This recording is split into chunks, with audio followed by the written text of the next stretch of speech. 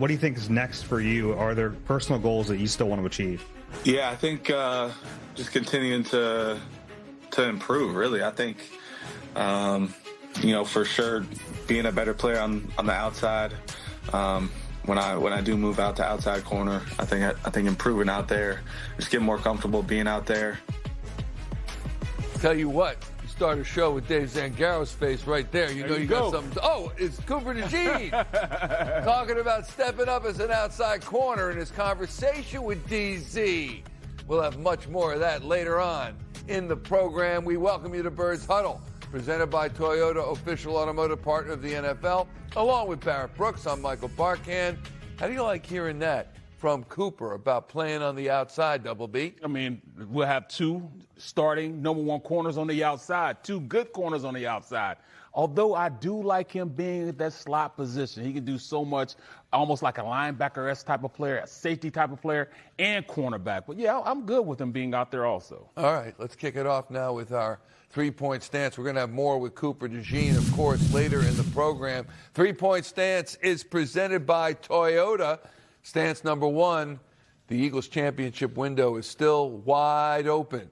Yes, 2025 was a missed opportunity, but you think, Barrett, they can turn this thing around immediately and get back to the Super Bowl? I mean, define wide open. The define wide open is I have the same expectations that I had last year going into the season. It's not like much has really changed. At this point, a tight end position. Look at the offensive line. We have the same starters that are there. Hopefully this year they'll be a lot more healthier than they were this year. So, I mean, my expectation is we're going to be great next year. This is still going to be one of the top rosters in the NFL. The core group is still there. As long as we got QB number one there, we'll be just fine. We'll be just fine. But you look at it, we are dynamic on the defensive side of the ball. Defense wins championships. And the expectation is they have a championship pedigree. They've been in the Super Bowl before. They've done this before. So all those guys that were in the Super Bowl a year and a couple months ago or a year and a month ago, this is the same roster. So why am I saying that this team, that their window is closed? There's virtually the same roster that they had last year. You know what I'm saying? And the year before. Yeah. It's just health was our, biggest asset when we won the Super Bowl, and it was our worst asset this time. I mean, come on now. You saying that we don't have an opportunity to make it back to the Super Bowl? Look at the players we have. I'm looking at it. We got top 5 running back. We got a top 5 wide receiver duo. Our offensive line, if healthy, could be one of the best offensive lines in the NFL. And we're not even going to get to the defensive side of the ball. We just talked about Cooper going to the outside. That means we have 2 shutdown corners out there. How many defenses like that? We got an all-pro and a Pro Bowl linebacker. We got, one Pro Bowler for sure, and Carter, once he gets back healthy. It's all about health. You know what I'm saying? Health is wealth for this team. When they get healthy, this will be one of the best rosters in the NFL. All right, let me play devil's advocate because I am a little devil. There's one guy you didn't mention. I didn't hear you mention the number one guy, Jalen Hurts. You didn't mention him because he's still somewhat of a question mark. 1, 2, the roster might be great and the roster might be intact. However, my friend, the coaching staff, especially on the offensive side of the ball, you got a new coordinator untested. Been there, done that. You got a new line coach untested. Now that's untested. Well, he's been tested, and he got the boot from Minnesota. So that's a little concerning with the veteran line. You got a new D-backs coach. So, it's not all the same. That's what concerns me. The players on the field are virtually all the same. I'll say that. But you will talk about QB number one. Mm-hmm. That's QB number one. He'll be just fine. He's going to take Minion. And if Minion can make him a better quarterback, we'll be just fine. He's going to take it as his project to make Jalen better, we'll be just fine. If Jalen takes him and say, all right, you can make me better, we'll be just fine. All right, that brings up stance number 2, which is Jalen Hurts has become underpaid. Yes, indeed. After the 2022 season, he signed an extension that made him the highest paid quarterback in the NFL. But just 3 years later, he's now the 11th highest paid QB in terms of average money per season.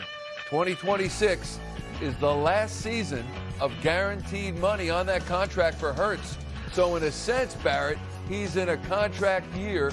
Do you think Jalen Hurts will be looking for an extension this offseason, and would the Eagles oblige him? Oh, absolutely. You think he'll be looking for one? Absolutely. It's just the nature on how teams do business with quarterbacks. It's a totally different position than any other position in the NFL. The quarterback position is slotted. Well, it has a lot to do with not even performance. It has all to do with being slotted. It's about being slotted. You're going to get paid when you're a starting quarterback in the NFL, whether you're good or not. I can remember people talk about the same thing about Brock Purdy. Yes, Brock Purdy showed that he is a good quarterback when he did come back this year. But, I mean, for him to be making more than Jalen Hurts, I just thought that was a travesty. But, I mean, that's just how it is. When you're starting, you get slotted. You know, look at Dak Prescott. Is he a $60 million quarterback? Is he better than Jalen Hurts? I'll go all the way down to Jordan Love and making $55 million a year. Is he a better quarterback than Jalen Hurts? I say no. Jared Goff, no. Herbert, I mean, everybody says he is, but has he done and accomplished what Jalen Hurts has done? No. I'll go down the list.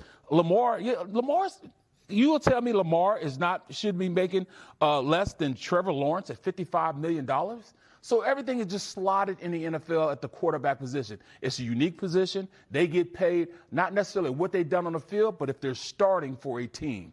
It's the nature of the beast. All right, we'll see if he gets paid this offseason. Stance number 3, Maxx Crosby would be a massive addition for the Eagles. The Raiders star edge rusher has voiced his displeasure with the situation in Las Vegas and reportedly wants out. He's also voiced his pleasure about playing in front of the Eagles fans this past season. Now, there's a new regime in Vegas, so that might mitigate Crosby's tune. But, Barrett, what would you be willing to give up to get Maxx Crosby? Is he worth a first-rounder? I wouldn't give him a first-rounder, but I would entertain a second-rounder and maybe a third-rounder, or maybe even 2 rounders, 2 second-rounders, a second-rounder this year and a second-rounder next year. I think he's worth that. But Maxx Crosby is an every-down defensive end. He plays every single down from goal line to passing downs on third down, first and second down when they run the ball. Even though he's not that great, but he gets enough penetration that he is able to bend the ball back into the field. So, yes, do I think he's somebody that the Eagles would love to have? I would love it. I was even talking to our producer, Mike Mulhern, about maybe it's a trade we can do. Maybe we send, AJ there and then bring, Maxx Crosby here, and he's talking about you got to do this and do that. They got to give a bonus here. And all that stuff, I don't know about that. But, would I like him here? Yes, I do. I would like him here. But, I mean, he's just that good of a player that I think he's out of our price range. For A.J. Brown, you do it? Now that I said it, and instead of just thinking it, now that I said it. Retract it. Yeah, you know what? No, I wouldn't. The money's a little tough to make work. It's the money aspect of it. But, I mean, he's along the same caliber. He's one of the best at his position. And just like A.J.'s one of the best at his position. So, you're right. I wouldn't trade A.J. I mean, we need A.J. here. Like I said, our window is still open in our first stance. The window is still open. We're going to need those wide receivers. And I tell people all the time, yes, we do have 2 great receivers. And Smitty can be a great number 1 by himself, but it's always great to have 2. Sure is. Sure is. As we continue our Stay or Go series, takes a look at the linebackers. What's the chances Nakobe Dean is back? Is Jahad Campbell ready to break out? And can Zach Bond keep playing at this high a level? We'll answer it all as Birds Huddle continues in a moment. Thanks for staying with us as we delve into Stay or Go, where we review a different position group each day and determine who will be back with the Birds and who will leave the nest. Today we turn our attention to linebacker.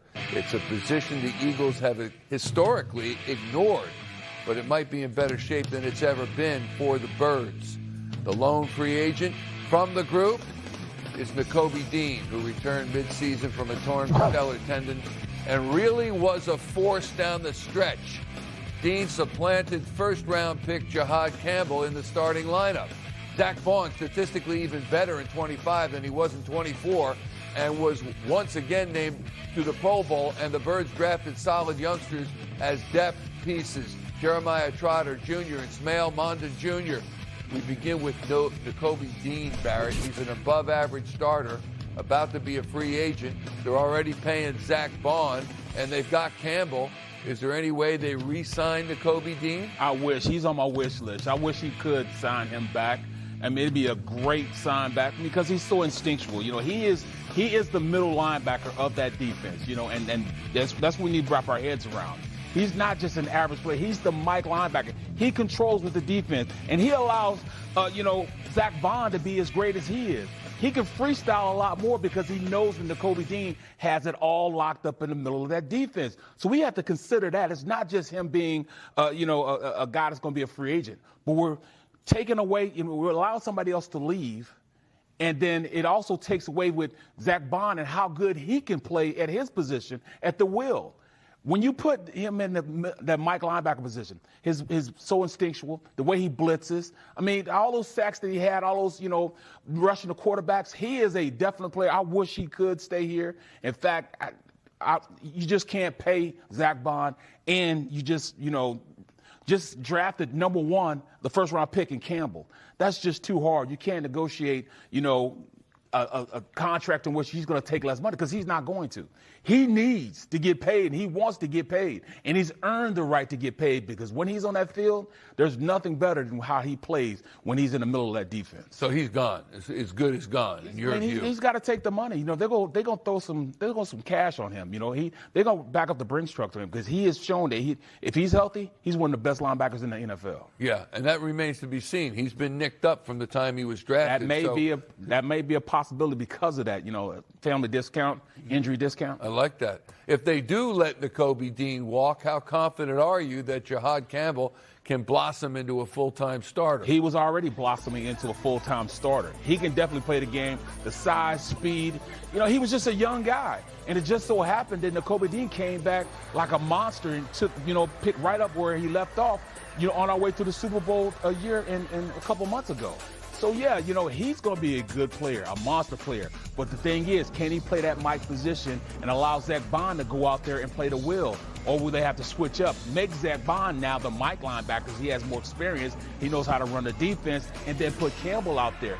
Can he flourish out there? I believe he can. There's probably nothing this kid can't do. But at this point, Nakobe Dean is the better middle linebacker between the three of them. Nakobe Dean's the best middle linebacker they have, and you got 2 will linebackers with Campbell and Bond. And, can one of those go in and play that Mike linebacker position along the lines of how Nakobe Dean did? That's what we have to see for next year. All right, let's talk a little bit more about the headliner of this group, and that is Zach Bond. He really put together another great year in 2025 after an all-pro 2024 season. Can he continue to play at that level moving into what will be his 7th season? Well, he hasn't played the number of snaps that, he's played 2 years where he played almost every down in the defense. Years past when he was down with the Saints, he was a special teams guy, came in sporadically to rush the passer every once in a while. So his body isn't as bad as a typical 7-year guy that, took the pounds of playing every single down at that linebacker position. So, yes, I think he still can do it. I mean, look at him. He's running around here, bouncing around. I only seen him play one bad game, and that was the Giants this last year. And you could tell there was something wrong. Something was ailing him, as far as an injury on the field. That was the only bad game I've ever seen him play. But after that, he was been a monster. He's reliable as far as in the passing game. He can get out there in passing lanes. He can rush the passer. He could play virtually any position at the linebacker position you got there. He's just more suited and better at the will linebacker when he could use his instincts a lot more. His strength is his versatility, certainly for Zach Bond. Birds trivia now as we head to break. Prior to Zach Bond, who's the last player to lead the Eagles in tackles in back-to-back seasons? That answer, plus Dave Zangaro's one-on-one with Cooper DeJean in a moment. Birds Trivia asks on this Friday night, the night before Valentine's Day, prior to Zach Bond, who was the last player to lead the Eagles in tackles in back-to-back seasons? And the answer is?